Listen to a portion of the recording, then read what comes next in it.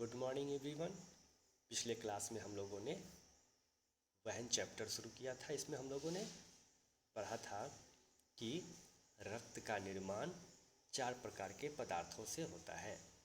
पहला है प्लाज्मा, दूसरा है लाल रक्त कोशिकाएं जिसे आरबीसी कहते हैं। आरबीसी का पूरा फॉर्म रेड ब्लड सेल या रेड ब्लड कॉर्पस्कल्स होता है।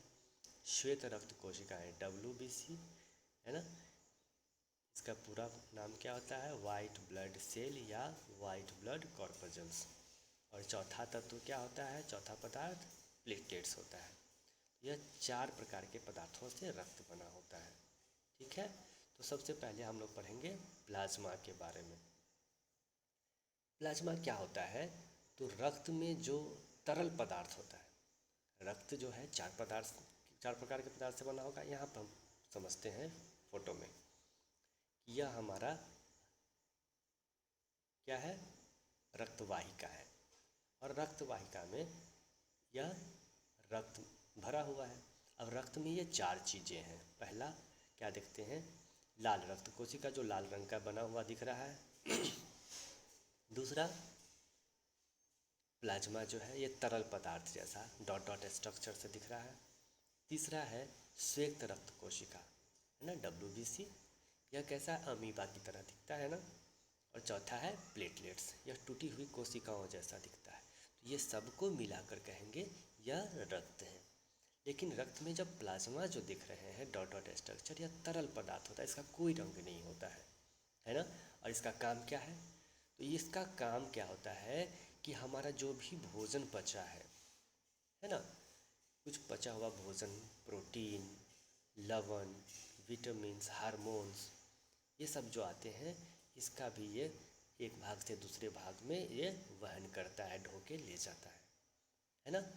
तो हम लोग क्या देखेंगे कि प्लाज्मा में जो उसका जो संरचना होता है ना, उसमें 90% जल ही होता है। प्लाज्मा में 90% जल होता है और 10% भाग ही पचा हुआ भोजन, प्रोटीन है ना, और ये हार्मोन्स, लवणस, ये सब लेके उसमें मौजूद होता है। तो ये करता क्या है? ये इन पदार्थों को क्या करेगा? शरीर से एक भाग से दूसरे भाग तक पहुंचाएगा, है ना। तो और ये डब्ल्यूबीसी जो हम लोग देख रहे हैं, श्वेत रक्त कोशिका, प्लेटलेट्स, लाल रक्त कोशिकाएं, ये सब क्या होता है? प्लाज्मा में ही डूबा हुआ रहता है, उसी में घुल के वह आगे जाता आता रहता है। तो हम लोग प्लाज्मा के बारे में याद रखेंगे कि यह तरल भाग होता है जिसमें कि 90% जल होता है ना, और 10% भाग में ही प्रोटीन होगा, बचा हुआ भोजन, लवण, यूरिया होगा, हार्मोन्स होगा। ठीक है, अब आगे देखते हैं लाल रक्त कोशिका या आरबीसी। यहाँ लाल संरचना में दिखाया गया है, यह लाल रक्त कणिकाएँ होती हैं इस तरह का। इसका आकार जो होता है बाइकॉनकेव होता है ना। बाइकॉनकेव मतलब अवतल, अवतल लेंस हम लोग देख रहे हैं ना, अवतल लेंस की तरह इसकी संरचना, दो तरफ इसका है ना, दो तरफ ये दबा हुआ दिख रहा है ना, तो यह अवतलाकार होता है ना। तो हम याद रखेंगे कि लाल रक्त कोशिकाएं की संरचना कैसी होती है? अवतलाकार होता है, अवतल का संरचना होता है। और देखेंगे कि यह लाल क्यों होता है, तो हम लोग पढ़े थे हीमोग्लोबिन की उपस्थिति के कारण लाल होता है। अब जो आरबीसी या लाल रक्त कोशिका में हीमोग्लोबिन होता है, वह करता क्या है? तो हीमोग्लोबिन एक गाड़ी की तरह है। यह क्या करता है? अपने साथ ऑक्सीजन को बांध लेता है, ऑक्सीजन के साथ यह अभिक्रिया कर लेता है और ऑक्सी हीमोग्लोबिन नामक एक यौगिक बना लेता है ना।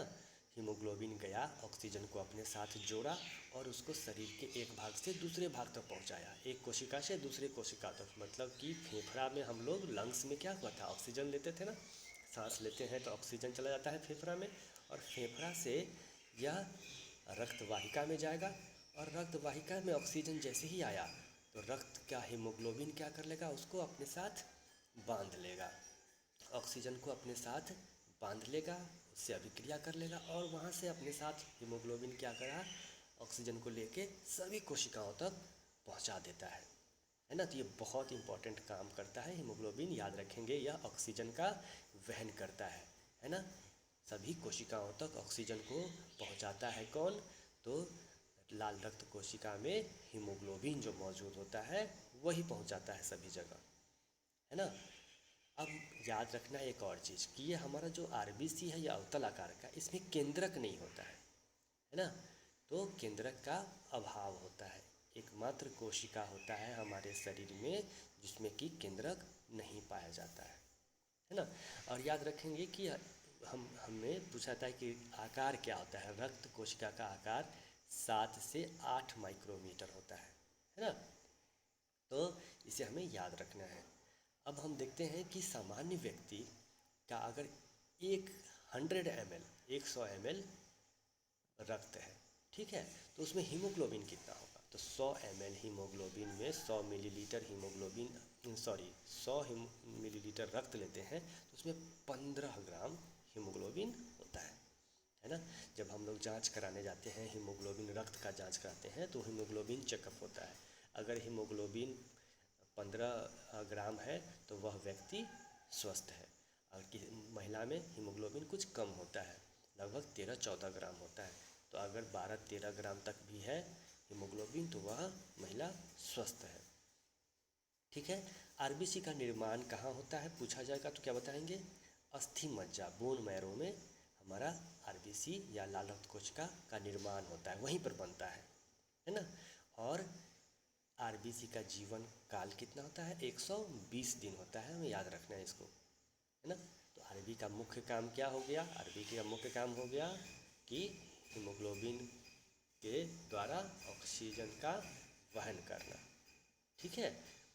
स्वस्थ व्यक्ति में आरबीसी की संख्या कितनी होनी चाहिए, हमें याद रखना है 4.5 से 5 मिलियन प्रति क्यूबिक मिलीलीटर, है ना।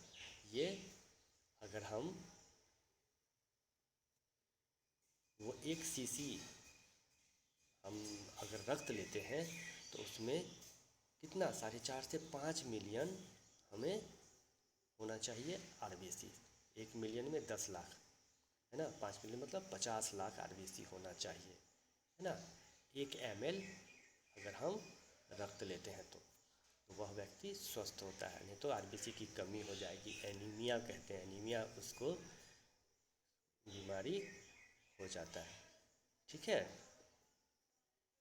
नेक्स्ट क्लास में हम लोग पढ़ेंगे कि प्लाज्मा के बाद लाल रक्त कोशिका पढ़ लिए, अब पढ़ेंगे प्लेटलेट्स के बारे में। Thank you.